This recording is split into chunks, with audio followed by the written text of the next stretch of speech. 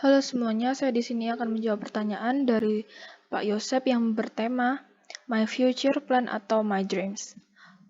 Sebelum itu perkenalkan, nama saya Sufi, absen 32 dari 10 IPA 2. Sebelum memulai presentasi, marilah kita berdoa terlebih dahulu. Dalam nama Bapa dan Putra dan Roh Kudus, amin.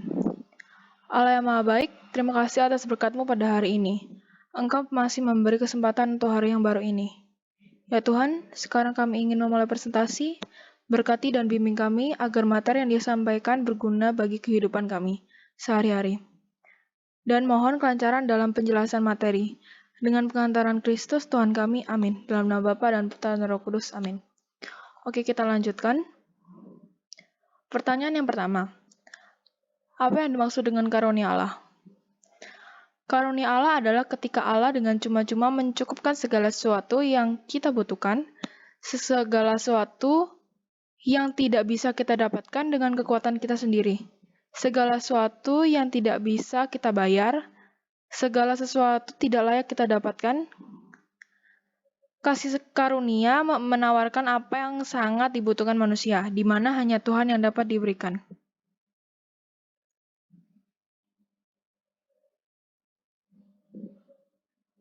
Pertanyaan yang kedua, mengapa perlu mengembangkan karunia Allah? Orang muda seringkali tidak menyadari kemampuan dan talenta yang ada dalam diri mereka. Di lain pihak, mereka pun sulit menerima keterbatasannya. Hal ini mungkin tidak bisa dilepaskan dari pengaruh lingkungan, di mana mereka diperlakukan sebagai anak-anak. Akibatnya, mereka tidak bisa mengembangkan diri secara maksimal. Setiap manusia adalah unik dan diberikan kemampuan dan potensi yang berbeda-beda.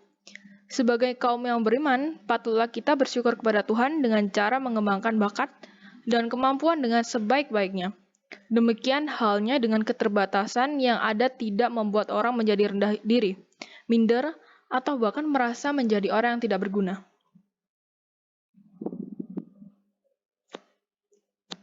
Selanjutnya, yang ketiga, impian saya ingin menjadi seorang yang berguna untuk masa depan, seperti pengusaha sukses atau dokter. Alasan saya memilih profesi tersebut adalah karena masa yang akan datang perlu akan dokter dan pengusaha yang hebat supaya negeri ini menjadi lebih bagus. Jika ada yang sakit, kita memerlukan dokter supaya kita bisa sembuh dari sakit itu. Dan pengusaha juga sangat penting karena masa yang akan datang memerlukan itu juga karena perekonomian negeri ini juga harus bisa lebih meningkat.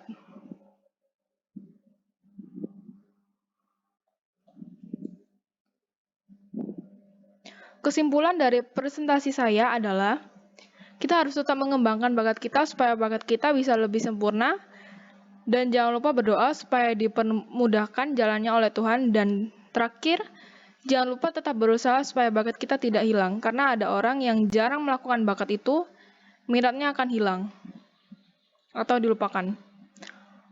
Yang kedua, harus dan jangan lupakan akan Tuhan, karena jika kita melakukan sesuatu tanpa campur tangan Tuhan, akan disulitkan jalannya. Maka harus tetap berdoa, jika gagal harus tetap berusaha dan pantang menyerah.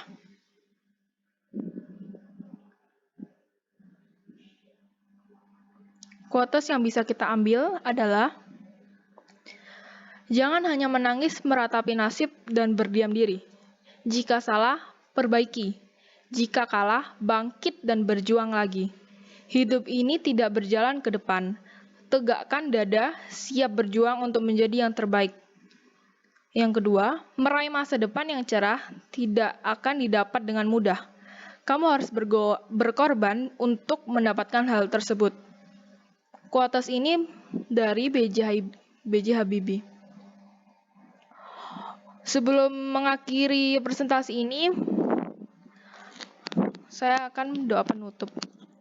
Dalam nama Bapa dan Putra dan Roh Kudus, amin. Ya Tuhan, Yesus, sekarang tiba saatnya presentasi selesai. Terima kasih atas bimbingan dan berkat yang Engkau curahkan kepada kami sehingga presentasi berjalan dengan lancar. Semoga materi yang disampaikan berguna bagi kita semua.